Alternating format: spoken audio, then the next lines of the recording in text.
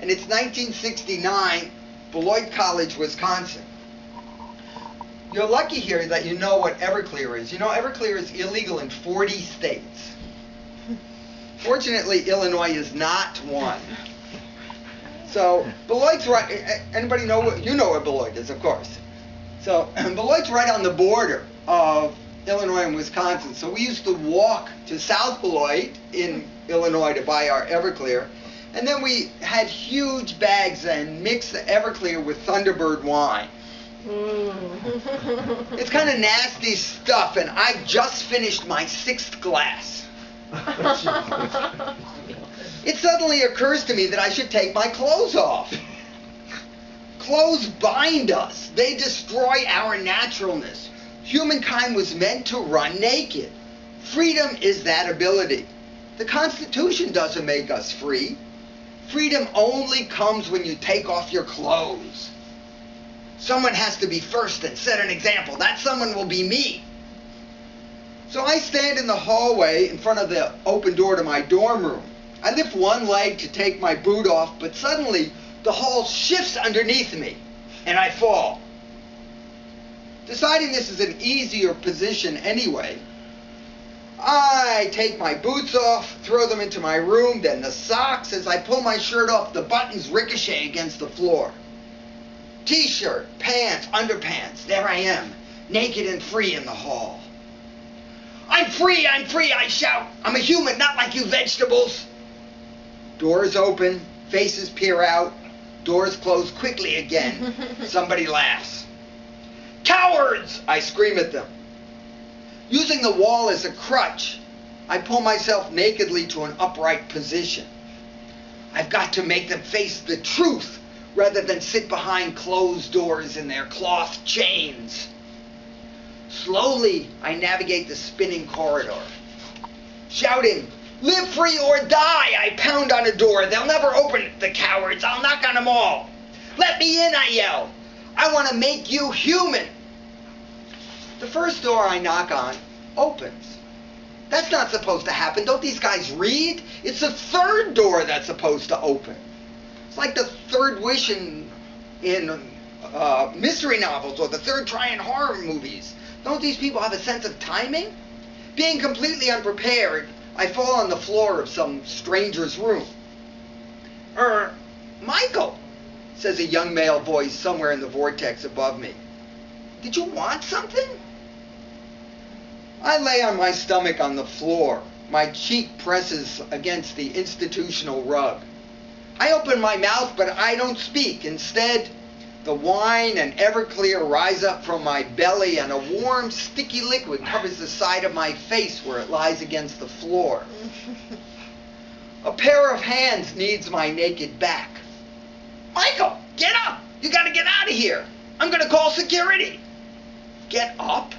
I don't know where up is. I do, however, know what security is. I slowly crawl backwards out of this guy's room, dragging a thin sheet of vomit between the side of my face and the floor, kind of like a snail trail. Somehow I end up in my own room, and the next morning I don't feel so good. Was I embarrassed the next day? You bet I was. I hid for an entire week. Every time I heard laughter, I imagined they were laughing at me. Okay, here's another time. Shift. I feel the third chill. There's always 3 of them before I get off. It's a warning. I can put myself somewhere where I won't be a pain. I won't embarrass myself. I learned my lesson. It's not my first LSD trip, but it's one of the first dozen. Strong stuff, I think to myself, as the fly specks and cracks in the wall begin to organize themselves into a coherent pattern. Mom, what are you doing there? There's a knock on the door. It's Joey. He's from Nashville. He's the one who told me Doogie was heroin, and he's the one that brought me this acid. He's taking it too. You know, I tell him, I just thought of a plan to save the world. Sure you did, he said. Let's hear it, but I bet it won't work. Of course it'll work, I tell him. It's easy. First, we decide why things are so fucked up. Differences, I say, answering my own question. All the problems in the world are caused by differences. Whites against blacks, Arabs against Jews. The only way people know who to hate is by how they're different. If everyone was the same, you could never figure out who to hate. Listen, I continue. Here's the plan. We make everybody the same. Exact duplicate sets of boys and girls. No races, no size differences, nothing. Everyone is exactly like everyone else. There'll be no one to hate. Joey starts to say something. I know what you're going to say, I interrupt. What about pimples? When somebody gets a pimple, he'll be different. I got that figured out. At puberty, we give everybody chocolate. Tons of it. Everybody will eat the chocolate, break out at the same time, and then they'll look like everybody else. Joey has another objection, and I anticipate it. You want to know how things will get done, I say. You want to know how folks can work and get stuff done if they all look alike. They can slack off. No one will know who's working. It'll lead to wearing different clothes. Then there'll be individuals, and they'll start fighting again. I got the answer to that too, though. 5 weird guys. See? There are these 5 weird guys who look different from everybody else. Nobody knows it, but actually they're running things. When anything goes wrong, the weird guys take the blame. Since people need someone to hate, they've always got the weird guys.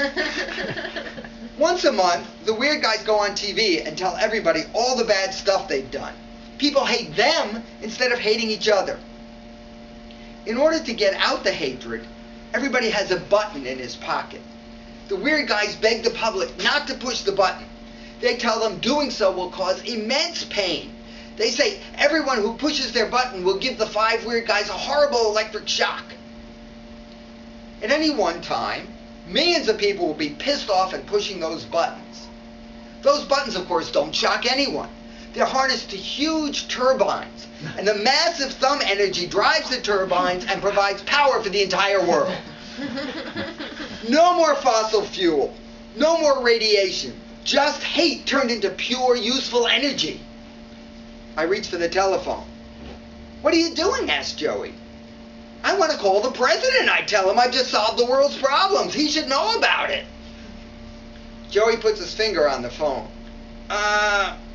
Don't you think you should wait? There might be some problems you didn't think of. The president might not be ready for it. I smile at his naivete. I thought of that, I tell him. That's only plan A. If that doesn't work, I have plan B. In that one, everyone looks as different from one another as you look from a tree. That way we'd all be living in our own worlds. No one could bother us. Okay, were these just stupid incidents? Were they humorous examples of how people lose their rationality while under the influence? No! Sure, it was embarrassing to be naked and puking in a stranger's room, but I got a glimpse of the world of freedom I never would have known otherwise. I saw the world, repression, fear in a way I never had before. That perspective is worth the embarrassment. Maybe it wasn't such a good idea to call the president with my 5 weird guys plan. But I gained an insight into hatred and conformity I never would have had if I weren't taking those drugs. S&Mers tell me how having a fist up their butt or fishhooks in their testicles let them experience worlds they never would have imagined otherwise. My hostess, bruised and hanging from the ceiling, had an awareness of her body that no one could get through any other method. Her pain, like my vomit, carried her at least as far as that plane to Mongolia carried me in 1995. Am I saying you should let someone put their hand in your butt or hang you from the ceiling? Am I advocating drug use beyond the point of incoherence? Am I telling you that you have to sleep in your own vomit to understand the world? Yes! That's exactly what I'm saying. You cannot be a complete human being until you sleep in your own vomit. You don't have to go to Mongolia. There's a Mongolia at the bottom of every 40-ounce bottle of Colt 45. Until you visit it, moving beyond your own narrow concept of reality, you're mistaking the eraser for the whole pencil. Until you can believe in more than you can measure, calculate, or reason, you have no concept of the depth of the universe. Until you can drink or drug yourself into mindless unconsciousness, you have no idea what it means to be conscious. That's the first one. Thanks.